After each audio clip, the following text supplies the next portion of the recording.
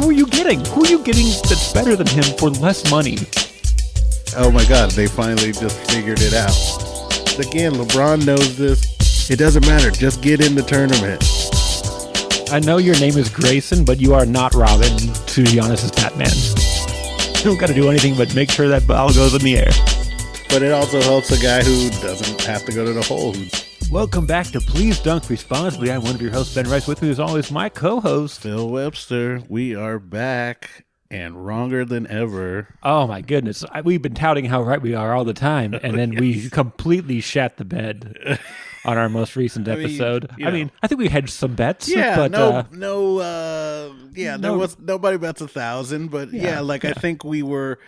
I think a lot of people were shocked by the Suns' collapse. Yeah. And you can't anticipate the worst playoff loss in history in Game 7. You can't see that coming. No. Not. I don't think on their home floor at that. Yeah. After they had just blew out Dallas 2 games ago, and so you think like, once you get back home, the role players play great. Done. Nobody's scoring 23 points in the first half. That is not what we had in mind. Ayton and was dancing before the game, and then had like 2 points in the first half.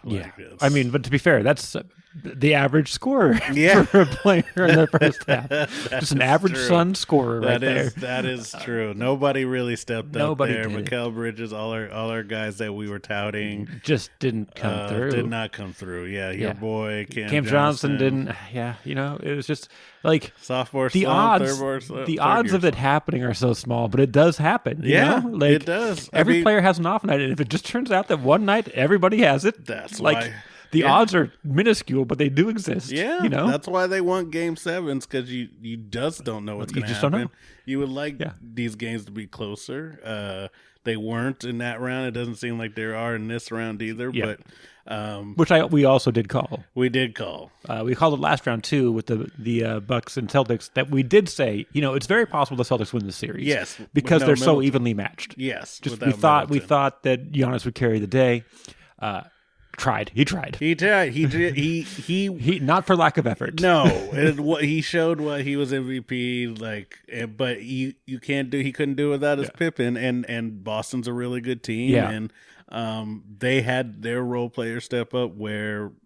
Drew had a great sequence at the end of Game 6, Game 5.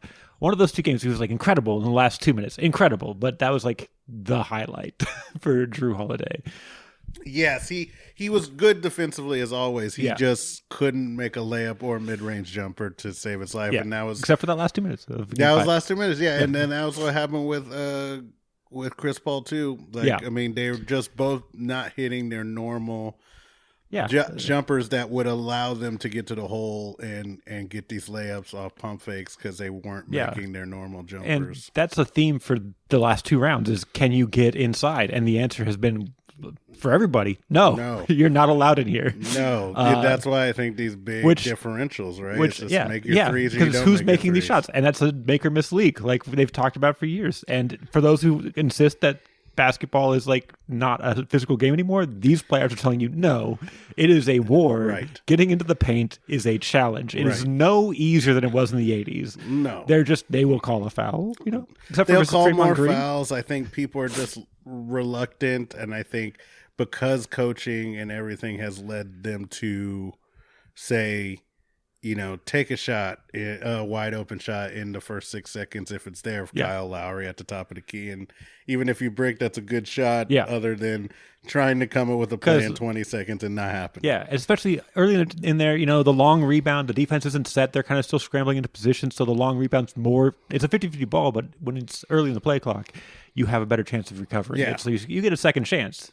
Plus, it resets to 24 seconds as opposed to 14 seconds now. So, it's a good shot. Right. And you're more often to get, open off of one quick screen in that amount of time than trying to set a play for 2 or 3 screens again, unless you're an off-ball running screen like Warriors or something like that, who eventually are going to get their shots because they're going to throw up 40 a game. And they have really good shooters. So. Yeah, and they don't stop moving, which... They don't.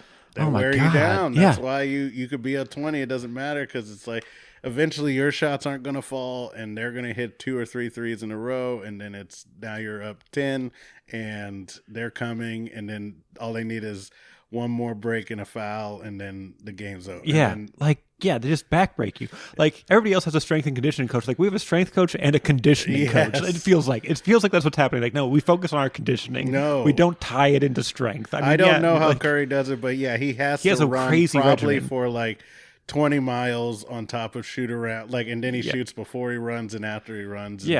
Because it's like that. And the whole team dedicates themselves to that. They see that, and they're like, "We've got to match that." And like, you can't. Now you need a whole league of people to do that, and it's just like some people can't do it. Right. You know, like because you could tell Doncic is just undermanned. It's the same way Yeah. we felt with Curry when last time they were there with no Clay. Is just he can run through all those screens and everything, but that's why it's going to be hard for him to ever be MVP. Is because that takes so much out of him that it's like, yeah, he can get you 27, and that it could really hurt because he can hit a couple bombs where there's just nothing you can do to defend. Yeah.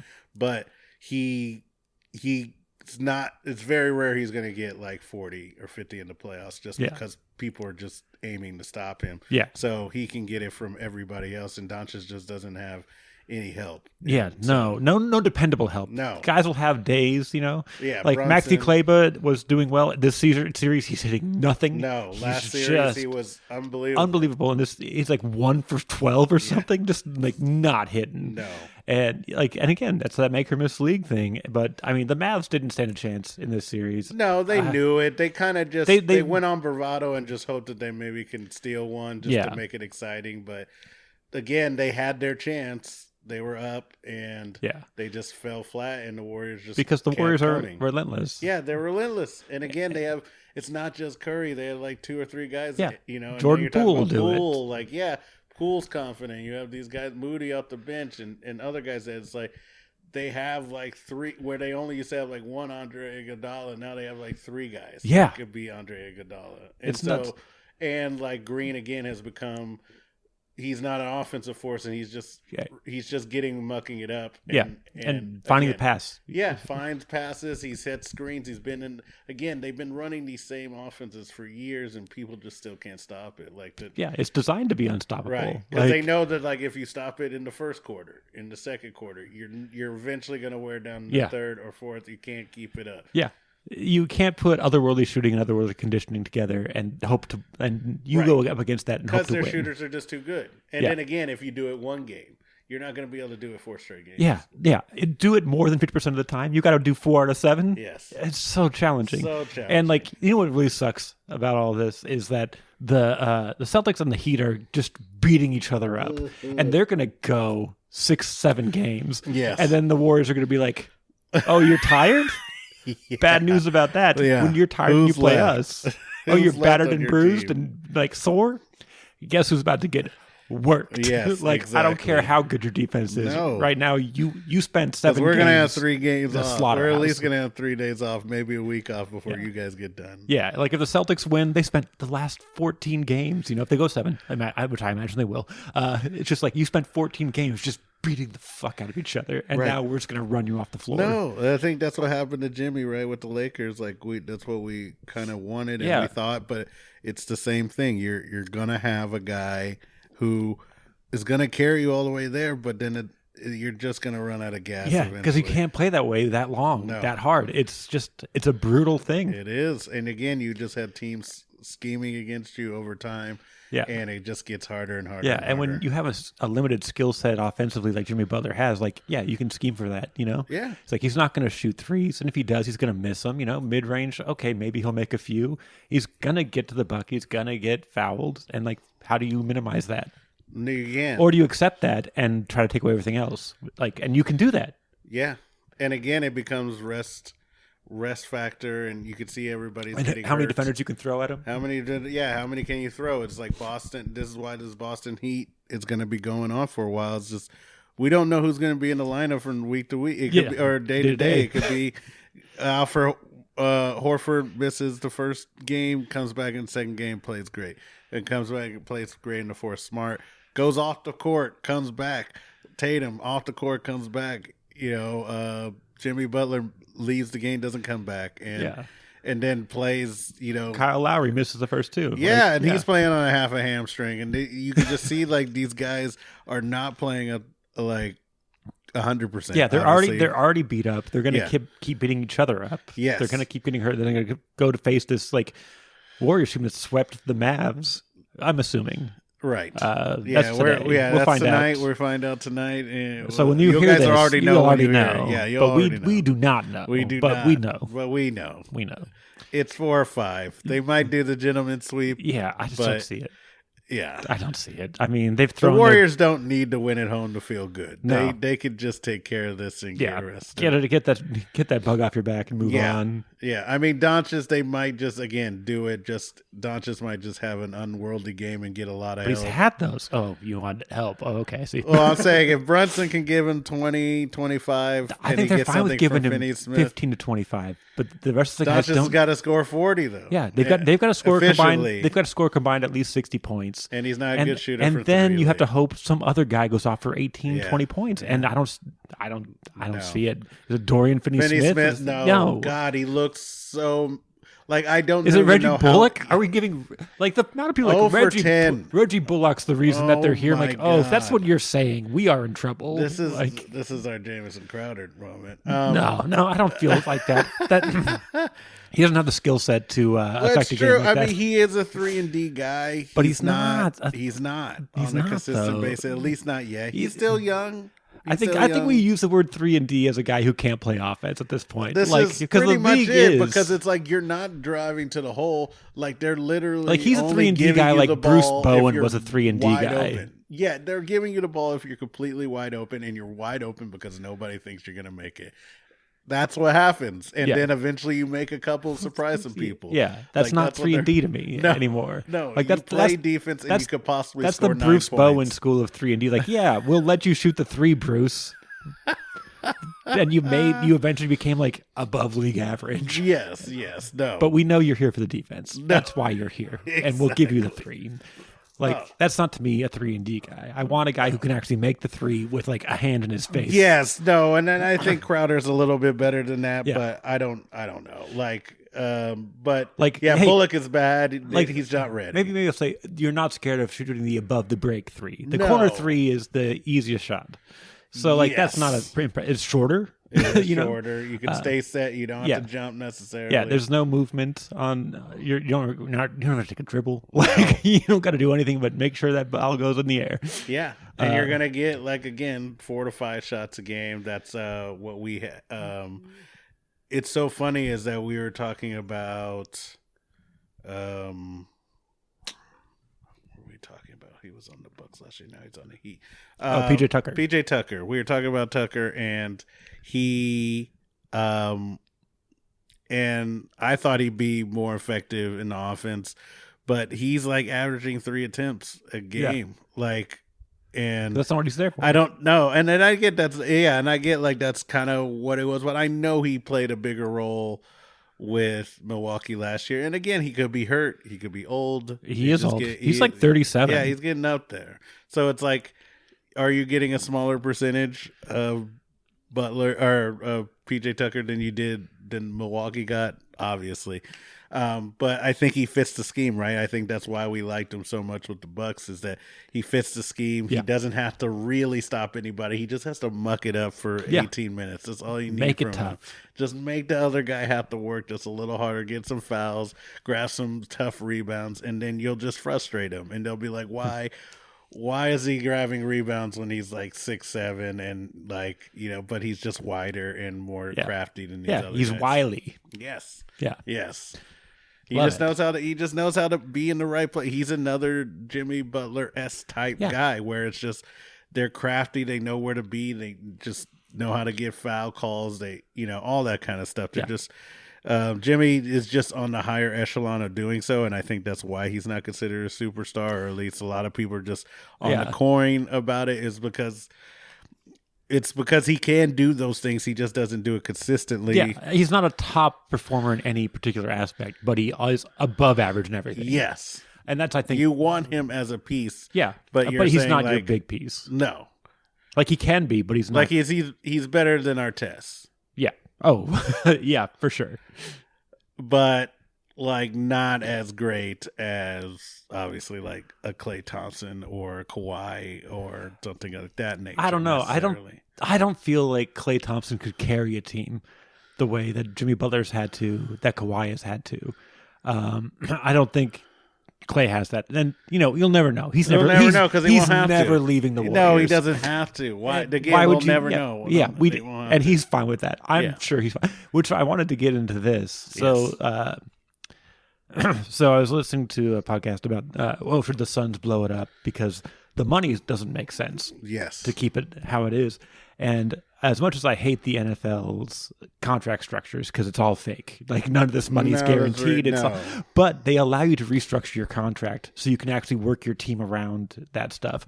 And the NBA doesn't allow that. No. And they also like, the maximum's this. It's like 35% of your 40% of your payroll, right. And they're like, but we're going to fine you if you go over like this amount. It's crazy to me that like you can only have one of these. They do, yeah. They kind of do it in a way where it's like they want there to be parity. Some type of parity and then penalty if you try to have multiple superstars. But it's not fair because there's so many now. Basketball players are so good, and like what. The baseline keeps going up, like how pitchers get more expensive, quarterbacks get more expensive, wide receivers are now more expensive. Yes. Like the guys that should be making $8 million are making $22 million. Yeah. So that just starts building up. Now you can't have 3 people; you can only have 2 people, and there's more than 60 guys. No, right. And so you at some point it needs to be reevaluated. Yeah, because. Or allow for restructuring. You have to allow for like them to restructure it down the line. So it's like, oh no, we turned it into a 6-year contract. We need the NBA's Bobby Bonilla is what I'm saying. We need Bobby Bonilla Day in the NBA. There has to be a way that they do. Like again, like I think that would have to be part of the reason. Let's roll part of Chris Paul's contract into ownership shares and like an after the career spot. Like I mean, we know that Kyrie and Durant are in Brooklyn, not because it was the best team for them to go to. It's because they were able to bargain the fact that they would have a lot more power, that they could pick their own coach. They could, try to bring in who they wanted. And, there's ownership stake or something like that in it that we just don't know about, that nobody's talking about. But that I think was the goal there. Like nobody's like, and they're in New York, so it's like an easier way to market and all that kind of stuff too. But those are like hidden things. And I think like, there should be maybe those options for like the Antetokounmpos of the world, where it's like, we want you here. So I'm going to in order to bring people here, we'll give you a cut. But you'll have ownership stake down the line. And you can't do it when the team is formed naturally. It's not allowed. It's not allowed. But like when the Heatles came, Bosh, Wade, and LeBron, they were all free agents, and they all agreed to take less money each, so they could be together. When you build a team naturally, you can't do that, which is a competitive disadvantage. Right. That allows people that have all the free money to negotiate. Like I'm going to bring this guy, this guy, this guy. We work for like $5 million less, so we can actually build a team, and then you're allowed to do that. Or you just put it again all on the players, so the players get to decide where they go. They've already talked it out, and then that leaves the smaller market teams to just hung out to hope. Yeah, just hoping that there's a Holiday or something like that. That's a marginally good player that will just take the money, and you have to overpay just to get somebody to come to Sacramento or to come to OKC. It's the effort at parity has failed. And it's because you can only negotiate your contract when your contract's up, and it should be allowed to be renegotiated to work for the team that you're with, because everybody would be on the same page then. Like, how bad do you want this? We want to do this too, but we don't have the money. Can you sacrifice $5 million this year?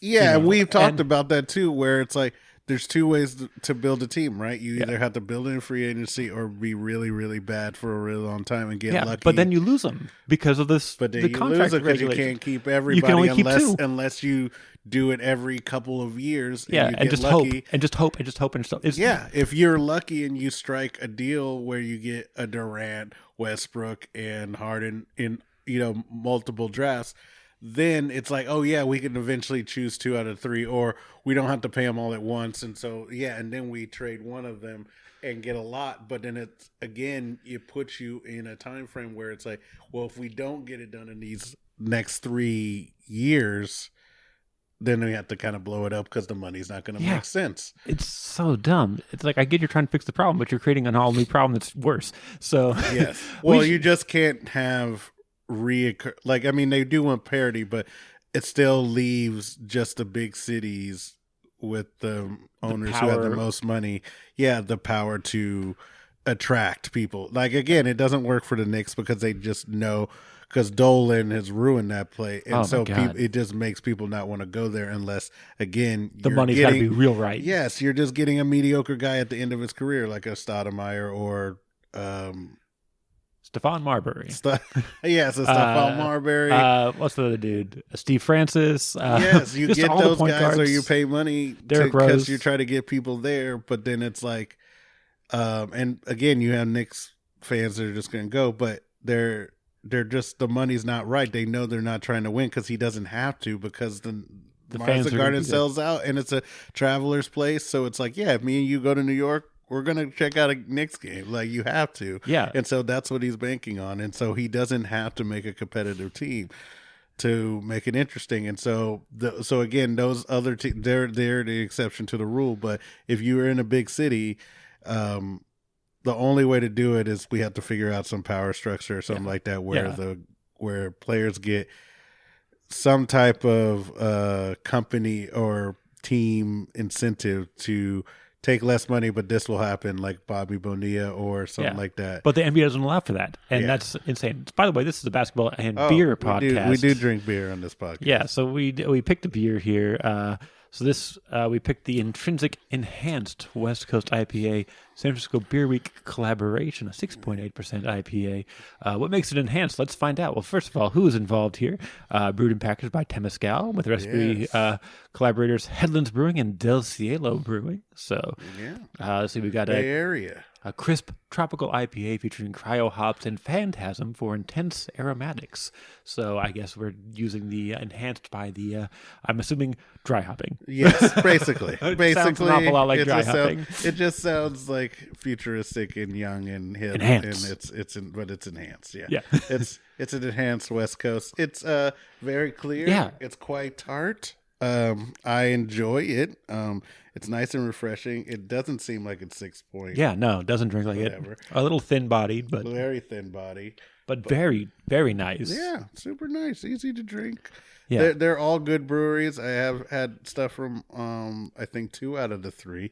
And I didn't have Headlands. I have not had Headlands, but I've heard things, and that's great. Like, I mean, this is also obviously, we're in Sacramento, but we luckily get stuff throughout the Bay Area and whatnot when we're lucky. And this one was very good, very, very good. And this is for our Warriors talk and everything else. As one of those teams. So what we got to do? We got to compare this player to this beer to a player. What are we? Wow, doing? with a collab. With a collab, we've got this enhanced West Coast IPA. A West Coast IPA, typically one of your bigger names.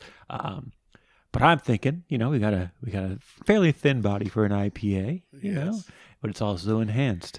So like Steph Curry's an obvious choice. Yes. But I just because I'm like, we should focus on like something that's going on. I was like, maybe it's Duncan Robinson, who I would actually like to see him eventually in another. He's not going to make money sense for the Heat, so he's going to get traded for sure. Yeah. I don't like the money, of course, but I would love to see him like with the Kings or something like that, where he got actual minutes and maybe could do some stuff. But it was really just his thin body. He can't play defense, He can't. But he went off in garbage time. He did go off, and he did it on his normal patented running to his right, floating 3-pointer that he just constantly makes. It's not like in the corner. It's not in the center. It's like right. Third, 3/4, and like he nails it. And so I don't know how you practice that shot, but he nails it. I do like Duncan Robinson's that. I was gonna say also Jimmy Butler, as we talked about. A lot of these players now are just enhanced versions of what we thought a player was. Like either Anthony Mason or a small forward that could was undersized. Yeah, undersized, can handle the ball, still rebound and stuff. I mean, that was Jimmy Butler. He just played bigger than he actually was, and I think he's just, again, being crafty in how he scores. I know he takes really good care of his body, even though he runs it out to death. Yeah. And I know he likes to do a lot of stuff in the off season and stuff like that. I like him. All those guys. And Steph Curry too. He's a very enhanced shooter. There's just nobody like that guy. Yeah. Nobody shoots like that. Nobody there will be somebody like that again. Yeah, because there has to be. There's now because that's where it's evolving. Yeah, that's where it's evolving. You have an example that you're watching extreme. when you're 8 years old, and you're like, I like this. I'm going to see how he does this. The YouTube videos are out there. The documentaries are out there. Yeah, they're you coming. Can learn it, and then you start when you're young. You love it. You just okay, I'm going to pattern my game after this. Oh, this is something I can do that you can't do. And that's again, how it always all that worked. information is going to be there for how he trains and what he does and all that kind of stuff. So it is gonna come along. You can again make people like LeBron, but you can make somebody who's like Steph, and he just has to train the skill. He has to be really good to start, but it's if he's really good and that's what he wants to be, he'll. Yeah, if you're a guy with great hand-eye coordination and the the endurance of a long-distance runner, who also has a pretty decent sprint speed, which helps to be frail like that. And because you can just constantly, you'll just have that endurance. And it's less likely to create a load that creates injuries. I mean, if you can get rid of the ankle problem, I mean, what even happens, Right. I mean, that was technically going to be his literal Achilles heel. His Achilles heel was it's like, how's this going to get me through?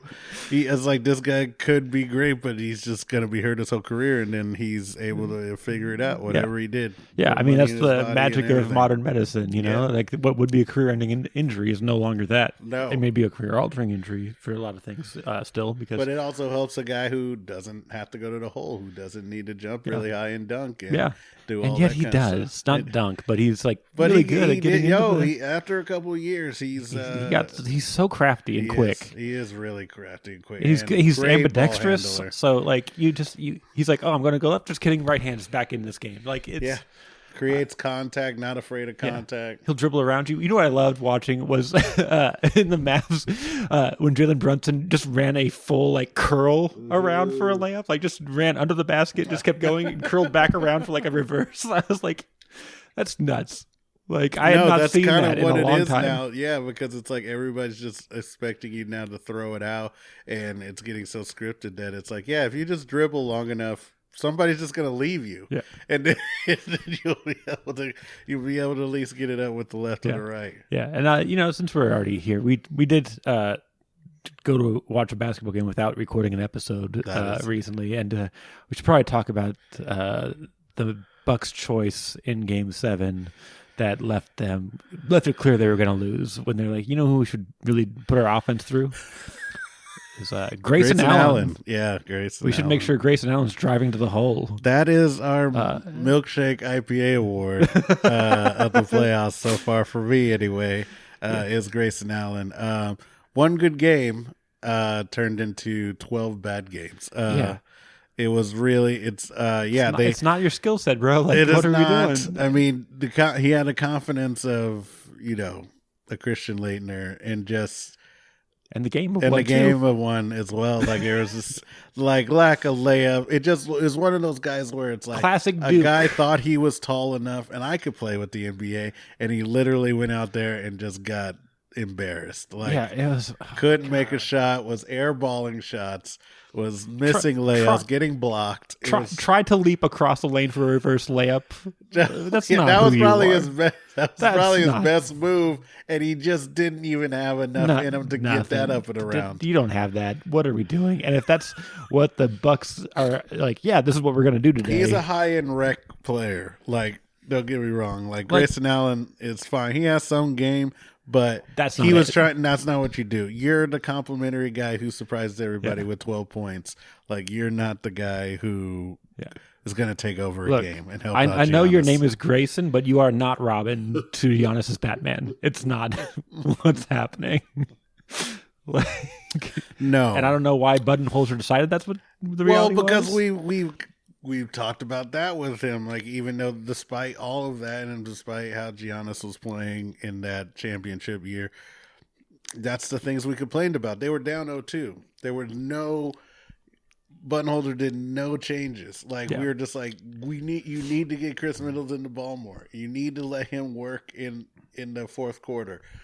Wasn't letting him and luckily the game started flowing that way, and then they really started winning. And then Giannis just started hitting free throws out of nowhere. Oh yeah, that helps. And then just won, and then just basically won the game. And we were just like, oh my God, they finally just figured it out. Like down 0-2, they figured it out. And then Buttonholzer, same thing though. He's a great coach, but he doesn't adjust at all. And this time he did, and I was like, why this? Why now? Why is this what you're deciding to do? I don't know. Like, he was throwing up a Hail Mary, or it was just, but game seven, you do that. Just bad decisions. And like, and didn't take him out either. Yeah, no. They just kept letting him roll out there.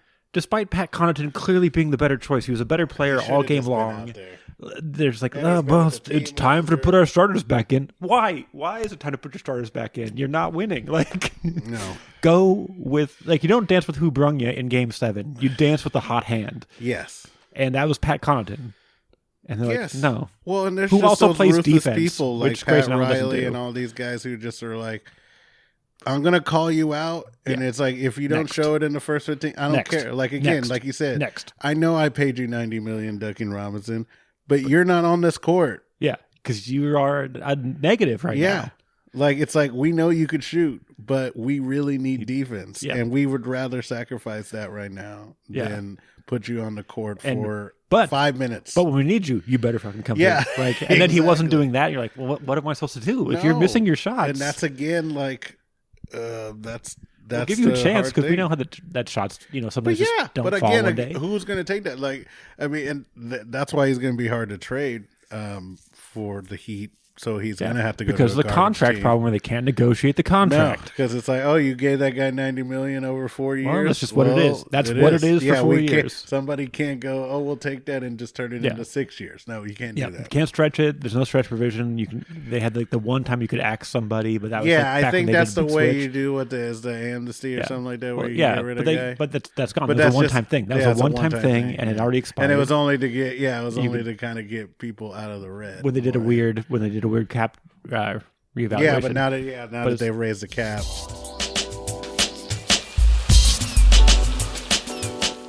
What's that dude that was a Maverick that like Chandler Parsons? Oh, God. Like that. Like what would his career be if they could have renegotiated his contract?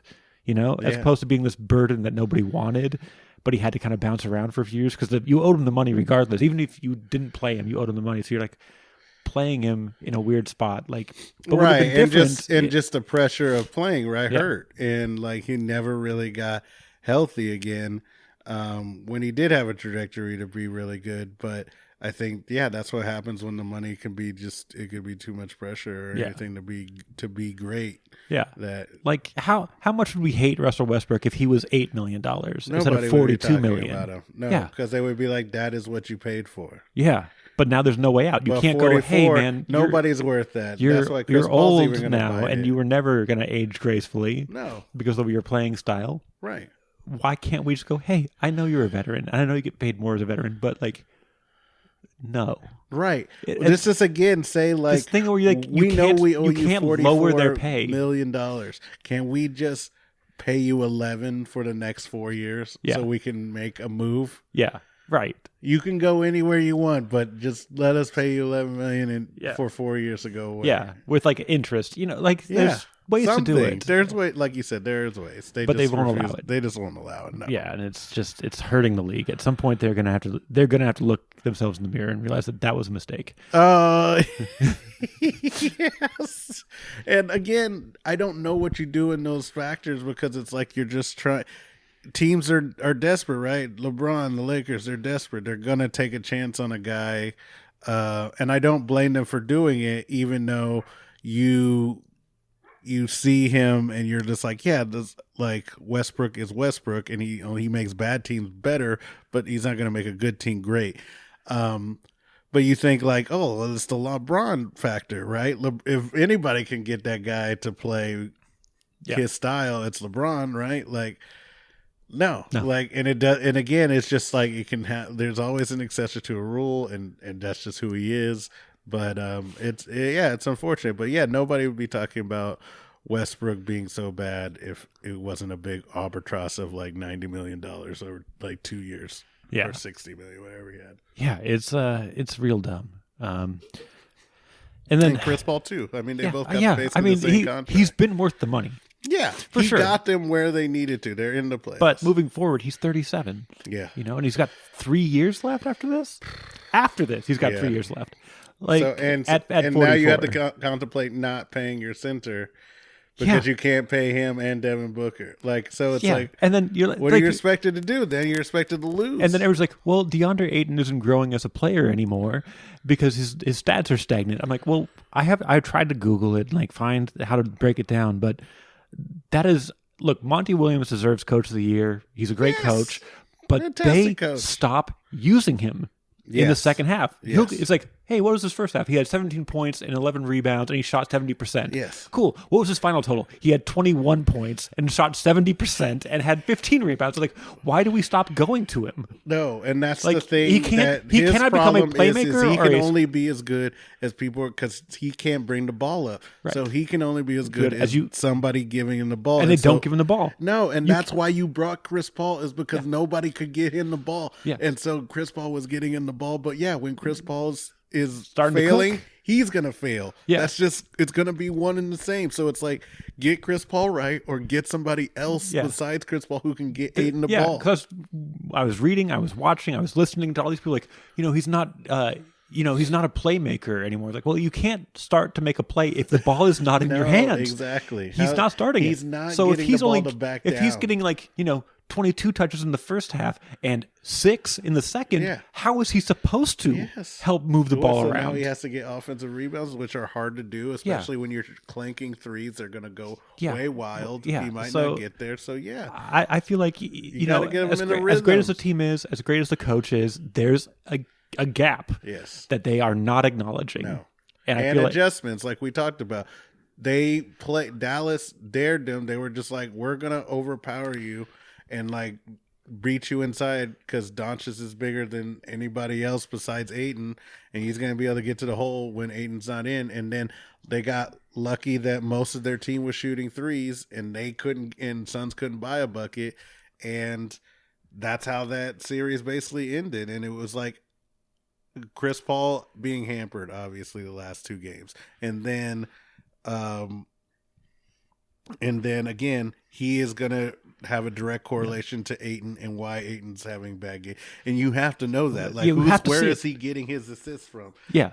That's where they're going. And so if Chris Paul's having a bad game, he's having a bad game. So it's just how it is. It's so dumb. And they had a chance to lock him down in the offseason. Yes. And they're like, we're not sure what your production is. Great. Then pay him less. Yeah. Just get him at a cost that way you can, if he ends up paying off, you don't want him to get defensive player of the year, and then you really can't afford him. Yeah, because right now he's going to, unrestricted free agency where you're going to have to match a bid. Yeah. Whereas before you'd be like, hey, we know that you could potentially be worth $25 million a year.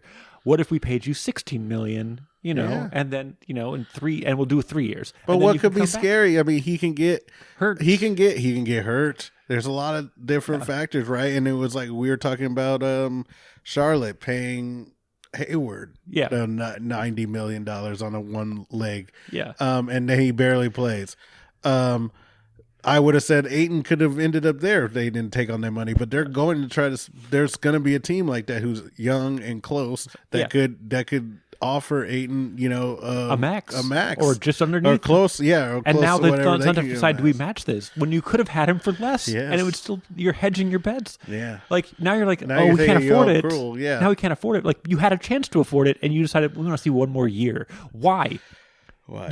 I saw enough. I saw enough. When you see a guy take you to the finals, shooting 70%, playing great defense, and the reason he wasn't scoring a bunch is because he wasn't getting touches anymore because your team doesn't forgets about him. When they got Chris Paul, we knew exactly why. Yeah.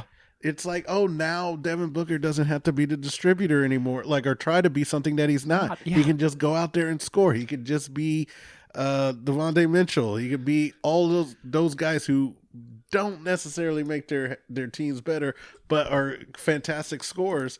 And then he just took that away, and then you saw what happened, and it's like then you didn't want to double down. Yeah. When it's like you already kind of have doubled down because you took all that money from Chris Paul that you knew was left. Like, did you even talk to him? Like, hey, how do you feel about your role in this offense? Is there something we can do for you? Is there a money amount that we can both find to be agreeable? Yes. Like, I'm sure these conversations happen, but I feel like they didn't actually ask what his feelings are. That's the thing that drives me nuts. I don't know how they can do with their contracts either. It's like if they can do them body heavy to top heavy, or does it have to be all the way? Because it's like, like you be like, we want you to work out. We know that you and Chris Paul work great together, but we have to pay Chris Paul this next 2 years. Yeah. So what about you take this amount until Chris Paul's and then we go up. Then we go way up because we know by then you'll have figured out. And we can probably get Chris to take less money. Because can you imagine how good he's going to be like in a year or two if he has just a little bit more growth and he can figure out how to own the coaches can put him in a position to be successful in the second half. If he deals with Shaq or does all these things that other guys did to get better, practice with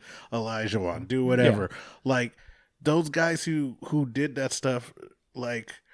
Show ample amounts of skill of how to get better. Yeah. He's gonna be a better shooter. He's gonna figure out a way to get to line and be craftier.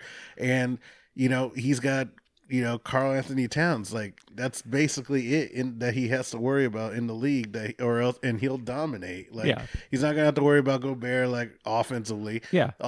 So he's better than him. He's not as good as Karl Anthony Towns offensively, but he's better defensively. Yeah, by a long shot. He's like right there. Like what we don't know what the Suns need. Yeah. What do they need to see? I don't know. I don't know what they needed to see, and I don't know why they couldn't be like, hey, we can't afford to pay you this much, but we feel like, you're gonna be eligible for a veteran's maximum in 4 years. So what if we could do a 4-year contract and it's like good money, but it's not great. But then at 4 years, we give you that money. Yes, like you could still have a real talk and still be business. Yeah, because like we all know it's a business. Nobody here doesn't know it's a business. Nobody, and everybody knows you're going to get hamstrung eventually. And so you can either go from having nobody but if he says no, I want this money, trade him. Like that's it. You've got the power. But they didn't, which means that it wasn't an issue for him. It means it wasn't an issue for him. It's an issue for the Suns. Yeah. And that's a problem. Yes, because he seems like a good kid who wants to be there. Yeah. And they're like, we don't know if he wants you, which is insane. That's just who are you getting? Who are you getting that's better than him for less money? It's just where they can't get out of their own ways. It's just it's like how are you this good and then out this bad? Yeah. Like it's like you're perennially a great team. You have clearly a really good front office. Phoenix Suns hired Kerr early on. They had Amin El Hassan. I know they've had like a lot of guys in the league in their front office and stuff, and that worked later on for really good perennial. And they're a perennial playoff team. They've been in it since Barkley. Yeah.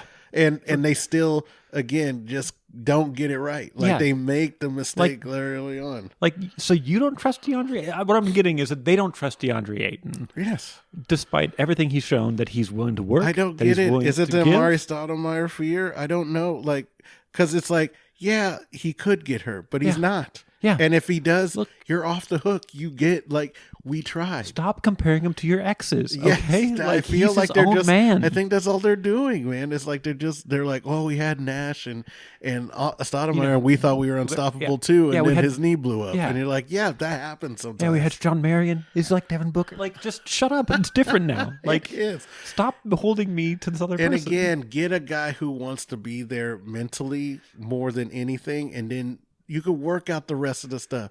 Yeah. That kid wants to be there, and he likes playing there, and he's getting nothing but more and more playoff experience, and you just want to let him walk. Yeah, because at this point you have to.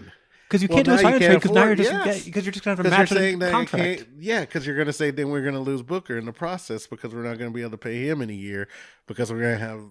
Or we got to amnesty Chris Paul. So, they're going to have to figure out something. Which isn't allowed. No. And just it's like, so if you wanted to get him to get something back, you have to do a sign and trade, which would require you to basically match salaries. So what's the point? Yeah. You've lost him. He's gone. You did. Unless you had can every convince him to chance. come for nothing. Unless you get Chris Paul and everything. Yeah. So again, Because if you could renegotiate his contract, get Chris Paul to take $16 million for 1 year. To get him this but money. why would he? There's no way. Like his agent would never do that. Right. Because he's like, you're not going to be able to pay us next year either. Right. So it's like, if you were going to pay us, but you would have paid if you us could pump now. him down the line, like, hey, when you retire, we've got this golden parachute but for they you. didn't do that early. And, so they're not allowed what is to he, 22? anymore. Oh my God, they're idiots. Yeah, he's gonna go. So I would have said Charlotte in 2 seconds Yeah. if they didn't just pay Gordon Hayward like stupid money. I mean, because you can't like. Could you imagine him on Charlotte? Yeah, he'd be great. I think With that's ball, like just throwing him 20,000 lobs for 2 halves. Yeah, that's all he has to do. They'd be up 50.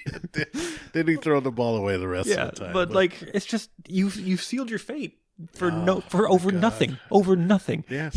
I'm sure he would have taken 18 mil and been like, "Thank you, we're good." Yes. I believe in this team. I believe we're going somewhere, and I know we can't He's maintain the it second best for more. center in the West. Like, he might be the second best center overall, but it's like, what? Like, what are you? Where's the buyout? Like, what are you going to get instead? Who's coming in here? Who are you going to bring in instead? It's time for JaVale McGee. Like, look, no, he's come a long way, but he's not DeAndre. You're not going to be able to get anybody for cheap. So it's like, what?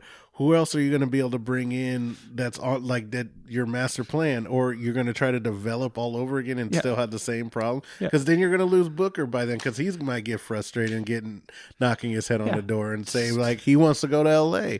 Maybe like he's going to have aspirations to do stuff like and go someplace, and somebody's eventually going to give him the money to do it. And I would assume that he will go. Like once Chris Paul's done, I think he's going to go because he's going to get tired of knocking his head on the door. Yeah.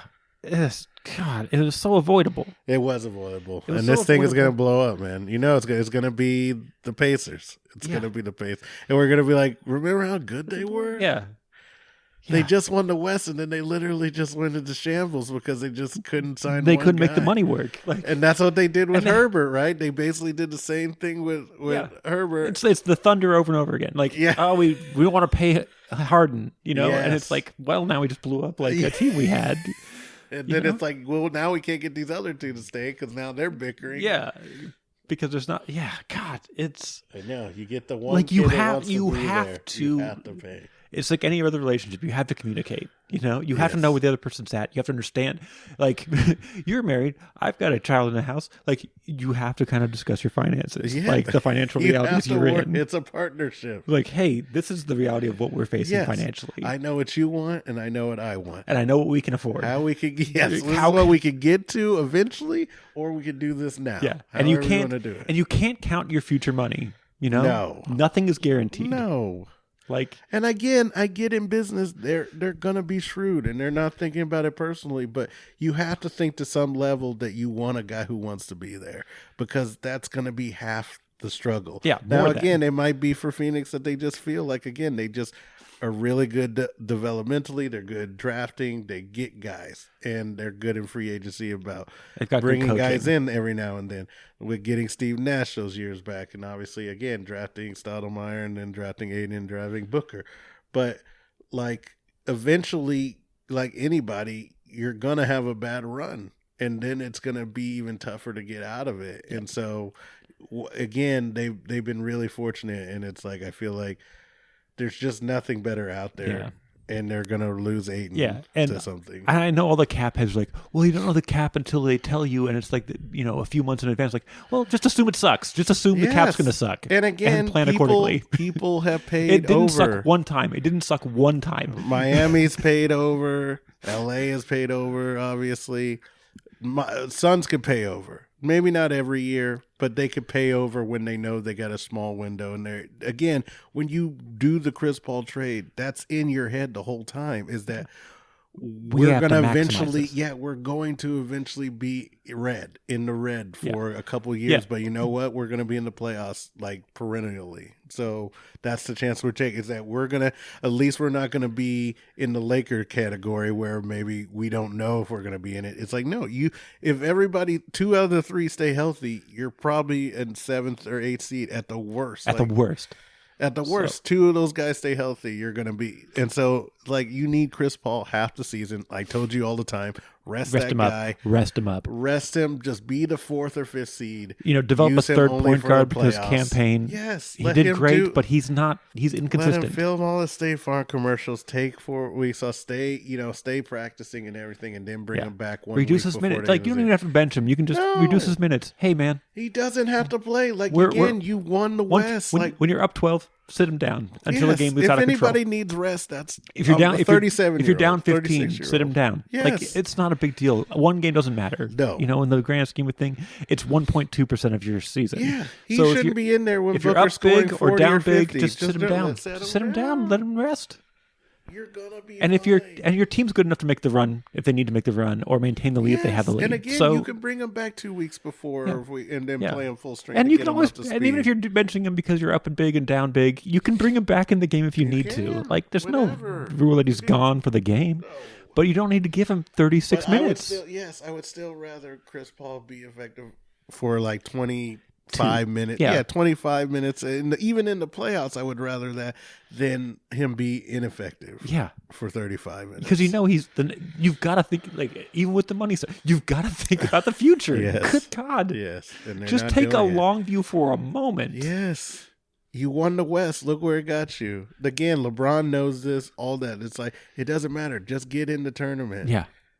You have be the as talent. Healthy as possible. You have the talent. You can beat anybody. Yeah. You should be able to beat most teams. Like, that's why, again, being a 4 seed, Dallas got to the Western Conference Finals. Like, Boston, obviously he won 2, but that also worked because Philadelphia was hurt and a lot of teams were struggling. Yeah. So it's like they got lucky. But yeah, exactly. Don't be unhealthy. The key to the playoffs is be there healthy. Yes. It's not talent. No. Talent helps, but at the end, in the playoffs, it's timed again. Yes. Who's healthy? Yes. Yeah.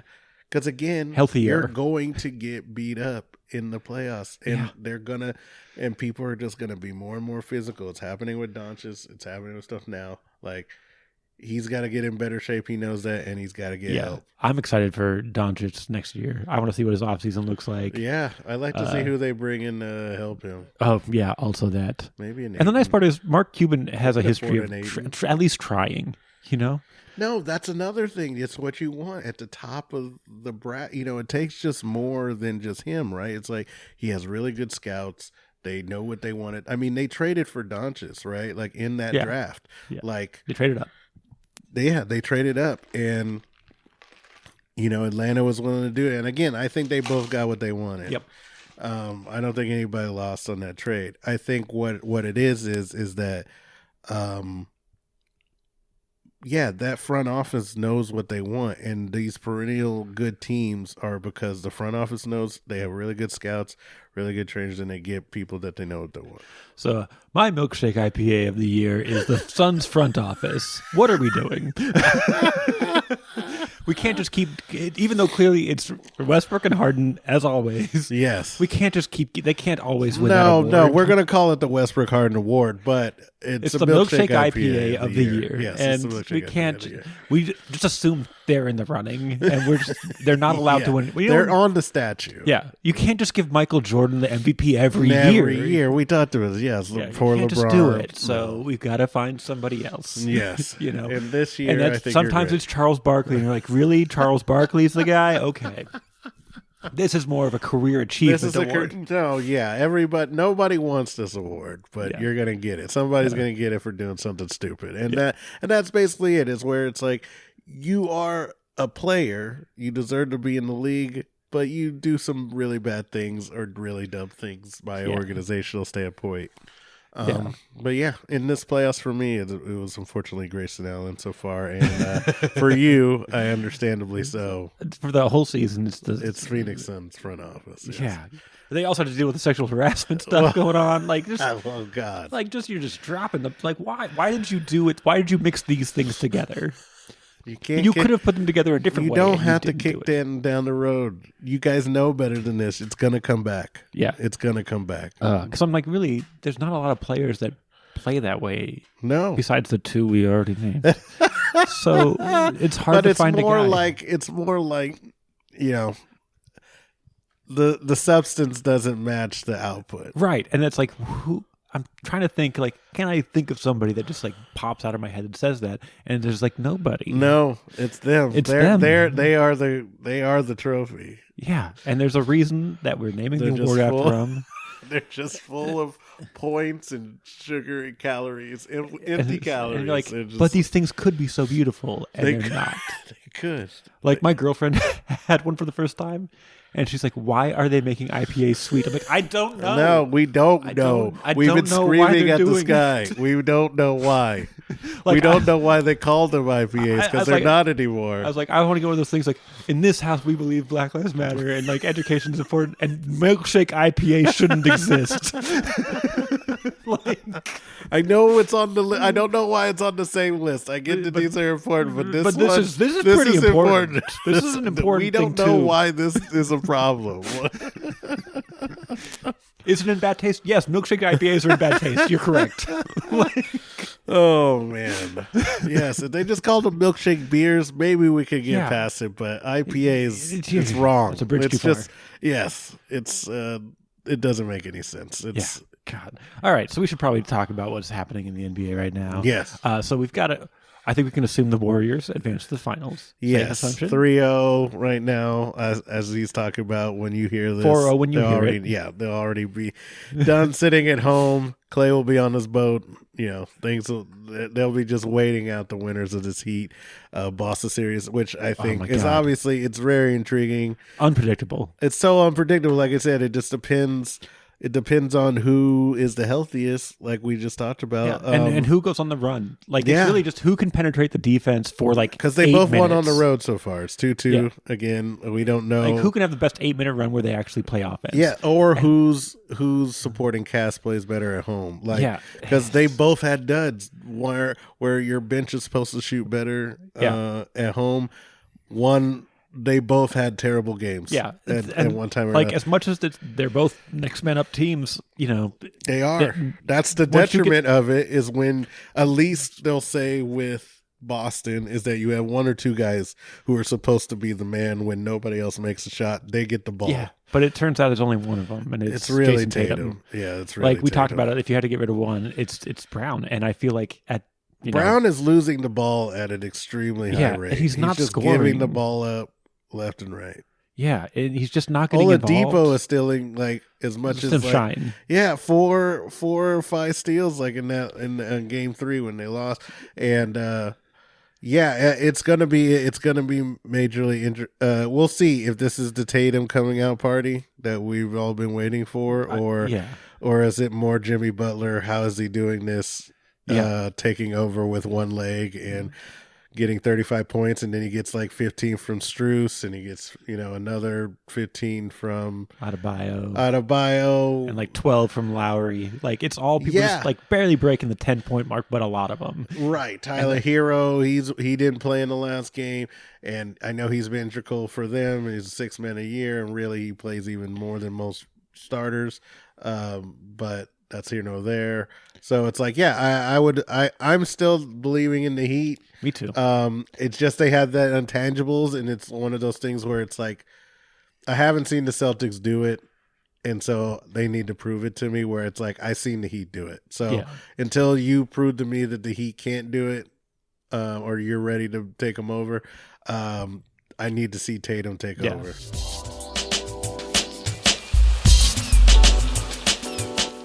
I mean, it's great that the Celtics have found the great Al Horford buried in there. Sure. But he can only pop out for a little bit at a time.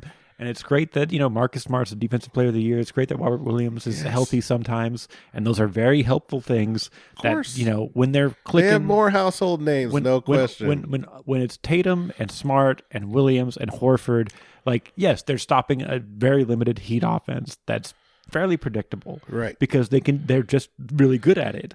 But they also have offensive limitations that make it that the Heat have defensive They're strengths. probably the 1-2 defensive teams in the league. Obviously, Heat are the number 1 seed for a reason. So they had a lot of injuries, if more than anybody, and they had the next man up mentality, so they were able to get a lot of that stuff done. But Yeah, it'll just be what they could get from these unsung guys like Tyler Hero and Max Strus. Like if they start hitting their threes, and then they're going to win. The keys to the game are injuries, getting a guy in foul trouble, getting him tired, and like forcing turnovers and turning that into offense. Yeah. Those are the keys. If you can turn turnovers into points, because they're both great at going back on defense, even on a turnover. Yes. It's like, can you get somebody tired? Can you get him in foul trouble? Can you get him hurt? And that's the key. Yeah. Because they're so evenly matched and they're so similar offensively. And we just, again, seen so many injuries just in the first 4 games of guys going down, major guys to little guys, that it's that's a major factor. But yeah, like I said, until Tatum shows me otherwise, because I think that's the only way they win. Tatum still has yet to have like a really good game. Like he had a good game last game. He had scored 31, but it was really kind of in garbage time. They were up the whole time. He had a really good first quarter, and then they just never really looked back. Yeah. But he hasn't really had to take over yet. So it's like, we'll see when it comes down to it, can he take over when they go down? I will say in his defense, he's really good at finding spots in the defense that he can it makes it seem like he's not taking over, but he's just really quick at finding gaps in the defense that let him get an easy shot. And that's a skill set that a lot of people don't have. I watch the games, nobody makes these cuts but Jason Tatum. I don't watch other players make the cuts that he makes. No. So there's something to that. But yeah, the Celtics have been the next team. There they come for 6 fucking years. Yes, because they've had all the draft picks. They had the young guys, and then they had the coach that was, and now he's just a GM.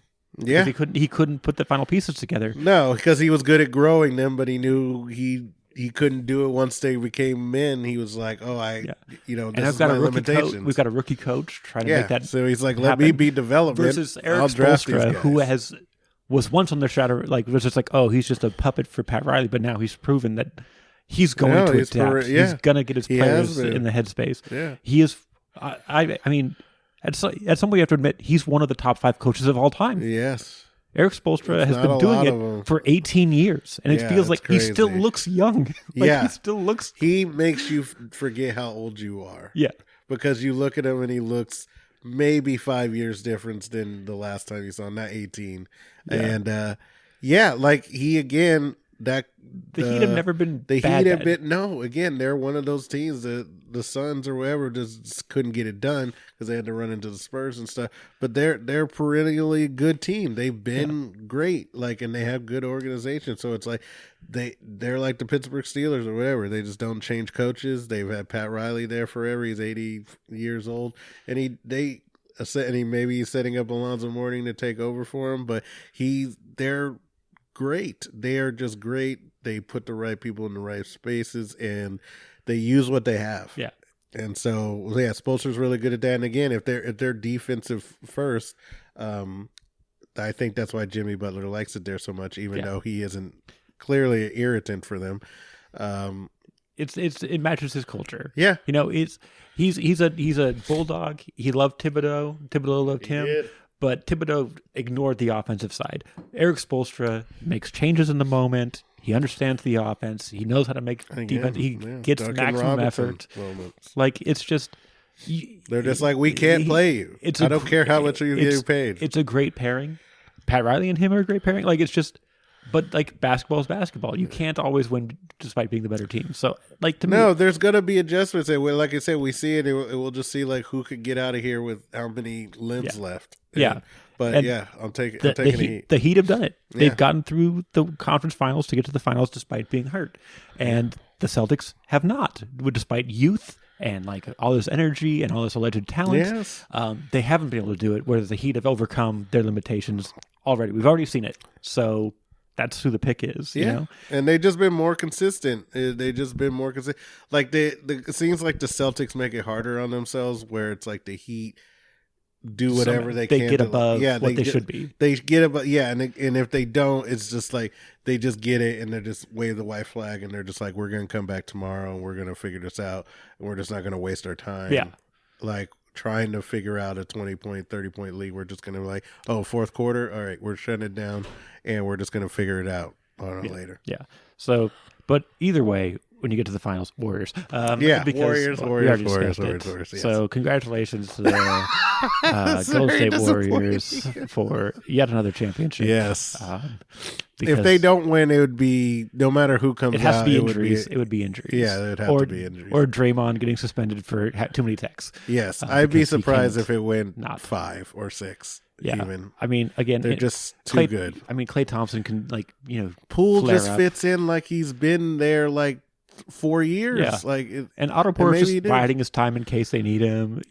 And Poole's going to be a free agent, and so he's going to go somewhere good. But good Lord, I think he might buy in on the low money, keep the team together thing. I think he might be down for that. Yeah, because that's what good teams and players who want to win do. And again, the NBA doesn't really allow you to do other things. So it's either you go for the money or you go for the glory. You can't do both. Not usually. But again, they've overpaid, and then again, they got lucky that 1 year with the 2 years with Durant. When the salary cap skyrocketed for no reason. Yes. It doubled. That's not fair. Which allowed them to get Durant for $20 million a year or something like that. Something crazy. But I think Warriors players know they're in a good spot, and they'll take less money. Yes, and again, but I know, again, there will be a couple of those Poole and whatever who might take the money because he just should and get more playing time. But I think also there's still time. There will be again, they drafted when you get lucky and have multiple superstars like that, you can draft for need instead of what or instead of want. You just get a piece or two that fits in and not have to develop them and not have to worry you have to be ready right away because we have 2 guys who's going to carry us. So I feel like Poole takes a little bit less money to stay and develop and become more of a leader, and then get some championships or some playoff experience, and then he gets that big payday. He's a good guy, but I think he takes. There's no way your agent doesn't say you better get that money, son. I know agents are the worst. They want to get paid too, my friend. I know everybody wants to get paid, but at some point you have to decide, because the money will be there. You know, the money will always be there. I mean, not always, but for some, the really good players, yes. We would assume Poole, like we said, Poole, Ayton, those guys will get paid just based on skill and the fact that he's really this year or 4 years from now, it should be. As long as you say relatively healthy, you're gonna get your money. Yeah, but again, it comes to the spoils, right? If he wins a championship now, and he feels now I can go lead try to do it on my own, and get paid. You kind of taking you gotten everything, right? You're not Harden, where it's you're picking and choosing, or you're just taking money because you can. And it seems like that's all Harden really wants now at this stage is just to go to strip clubs and dance and stuff and blow money, and that's his right. That's his life, and just be heavily Milkshake IPA-ish, just empty stats and I'll get you to the playoffs, but that's about it. Big flame outs, and I'll disappear immediately because a lot of hot burn. Don't care anymore. Yeah, exactly. But I guess I'm a bit idealistic on that front, but I feel like when you're on a team that has won, gone to the finals 6 times in 8 years, you maybe want to stick with that. Yeah, I mean, you want the culture thing. You only get one career. The prices are going to be so high; they just don't enable basketball teams to do it. They force these superstars to try to come together. And again, as much as I want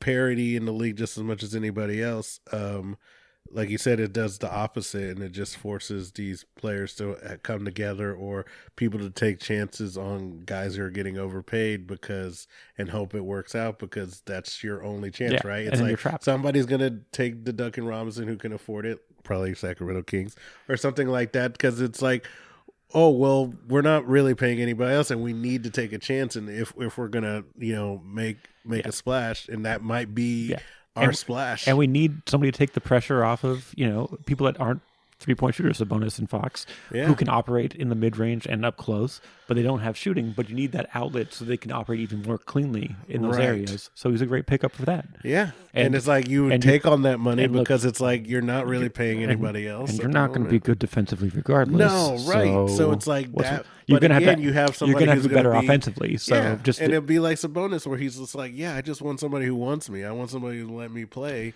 and you can do that there, and maybe that hopefully changes the culture. We'll see what McNair does. I have liked what he's done so far, like I said. So, and we didn't get to that, but Mike Brown's going to be their head coach, and I don't like it, but again, I'm going to stick with McNair here because he did all the things I asked. I told him we told him to bag on Bagley. They bagged on him. They got him out. He got four players for him. Like, good Lord. And then he got Sabonis, but he had to give up a guy that everybody liked, but we assumed he was a redundant player. And you can't have 3 point guards, starting point guards. You got to give up something. So And look, there's nothing wrong with being the 1984 Nuggets. Alex English is a Hall of Famer. So Kiki Vanderwedge is a great name. Yeah. So that is if you want to bring in Duncan Robinson and be like, hey, we're just going to outscore you because we can't stop you. Right. That's fun basketball. That's fun. But you're at least getting something, right? It's like you're like, I'm getting valuable minutes for this guy. He might be scoring points and there might be a negative plus minus to some degree, but it's like, but you need points scored, and you don't have a ton of 3-point shooters. Yeah. You at least get a guaranteed guy that can shoot threes. Yeah. And an offense that lets him get him a little bit more open. The only thing that, like you said, is going to look bad is going to be like the Westbrook thing is just the $90 million. But it's like, again, for what he does, you can live with it because of how he's just going to compliment everybody else. You're not taking a risk of development. You know what you're getting. Yes. And that's what you need when you're building. Yes. You need a good guy who can get you 18. And can play most he's going to hustle. He's going to run around and he'll get his open shots. And he's going to free up your offense. Yeah. So what's the downside? You give up a few more points. You're already giving up points. Yeah. Besides the money, like, again, and somebody's going to be able to pay it. So it's like, it might as well be them. Yeah. But I just trust that he's going to do the right thing. He brought in a defensive coach, so we'll see how it all goes. Yeah. Oh God. I know. But what do you say? You just got to trust. What it could be. You're Mr. Optimistic in this podcast so far. I mean, you got the hope for that. That GM knows what he's doing by going to get his guy, whoever that guy is. He doesn't know anything about offense, and they're an offensive team. It'll be fine. All right. Yeah. we should probably, we've been here long enough. That's a good way to wrap it up, is on your exclusive like breathing out. It's going to be okay. You know what? Hey, there's worse choices. He could have got Mark Jackson. Obviously, we've proven that we've been terribly wrong, betting 0% in the semifinals. I'm not the optimistic person in this relationship. So we want to hear what your thoughts are on our thoughts. Yes. So don't forget to slide into our GMs. It's pleasedunkResponsibly@gmail.com. Please Dunk Responsibly on Instagram, and Please Dunk Pod on Twitter. POZ Dunk Pod on Twitter. If you want to compare a player to a beer, if you think that you have had the Intrinsic Enhanced West Coast IPA and you're like, I don't agree with you on who you think this is. If you have your own Milkshake of the Year, please let us know your Milkshake IPA of the year. If you spot us out in public and you're like, hey, No Dripper Podcast, we know no one's listening, so please be more specific. Yes, please be more specific about what podcast you. But yes, if you do see us in public, if I first denounce that it happened, it's just because I'm in disbelief. Yeah, because we see our numbers. There's no way somebody's recognizing us in public. So we appreciate the support. If you do, thank you. Yes, thank 100%. 100% thank you. Dope. Tell other people to follow. Yeah, that'd be great. We are kind of funny. Like, share, subscribe, or whatever the thing is. I don't know. Yes, review us, review, and rate. I think. Yeah, all these things. You can only review us on Apple Podcasts. I think there's one other podcast thing that lets you review review them now. But, if you're not listening on Apple Podcasts, you can't review us. So No. the key is to share it, because you can do that on all platforms. Yes. And then Facebook will bury it because they're not sponsoring Facebook content. Yes. And Instagram doesn't allow links to be clicked unless they're in your stories. People want to see the story. But just you did what you could. You did, and we appreciate anything you can do. The listeners who do listen, we appreciate you. Tell more people. Like I say, it helps us do this more. Maisie gives us an excuse to. That's not true. We do it anyway. We would do it anyway, but we get to do it a lot more if there was like an incentive. Then we had to be a responsibility. Yeah. We love it. Yeah. And then, of course, Phil, where can they find you individually? Culinary Lando on Instagram and Peter Parkour on Twitter. And never gets old. We try to tweet stuff. We keep stuff relevant, and we're watching the games, man. So we're gonna try to do this at least every round, and try to do our best. But if we can't see us out there, we're always looking to drink beers locally. So if you see us, say what's up. Yeah, and then for me, you can find me across social media at Barley and Me Pod. Yeah. It's on all the social medias. You can check out my regular beer podcast, Barley and Me. That's where that name comes from. And then, of course, I also Bengineer. It's Crazier in My Business, an advice podcast featuring my girlfriend, Becky Lynn, and comedian Tavi. And then I've got a million comedy shows coming up. Yes. So just look on the Instagram. It's all on there. It's way more comedy than beer sometimes. That's okay, too. And if you want my political stances, they're also in there. I'm not subtle. And again, please dunk responsibly on Instagram. Please dunk pod on Twitter. I don't think we have a Facebook page, right? We do not. Yeah. It's a dying medium. It is a dying medium. It says the people still on Instagram owned by Facebook. Yes. We're not on TikTok. Yeah. We're old men. Yet. We can't be. We are stuff. We have no dances. No, we don't do that. Yeah. No, thank you. But thank you so much for listening. Yes. And I forget how we do outros every single time. So thanks so much for listening. I've been Ben Rice. And I'm Phil Webster. Reminding you to please dunk responsibly.